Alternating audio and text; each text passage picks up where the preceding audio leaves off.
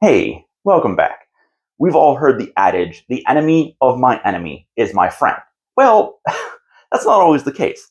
Maybe that third party is willing to work with you against a common enemy, but they're not always your friend. Maybe they are. Maybe it's an unknown. Maybe your party is fighting a dragon and there's a town that is also fighting this dragon.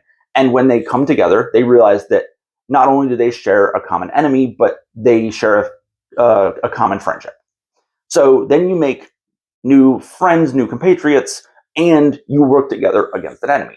Conversely, maybe there are two warring factions, and your party sides with one to best the other so that the conflict is lessened or resolved, or they can sneak through while it's going on. But the problem is they also might get stabbed in the back because these people that they have worked with are not their friends.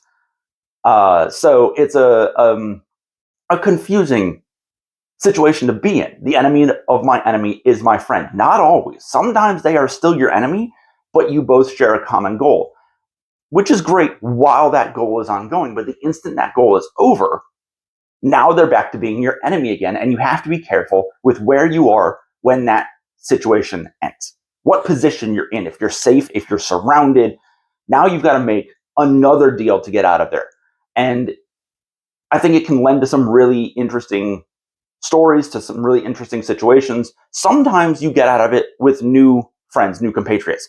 Sometimes you get out of it by the skin of your teeth because you then have to find another party to work with against the party that you were working with in the first place. So sometimes it can get a little snowbally and just get out of hand. And sometimes those are the best stories. If something gets out of hand, often it's the best kind of moment because you have to think on your feet and you have to just solve it as you go. Just my 2 cents. Thanks for watching, and as always, may your stories be as interesting as you are.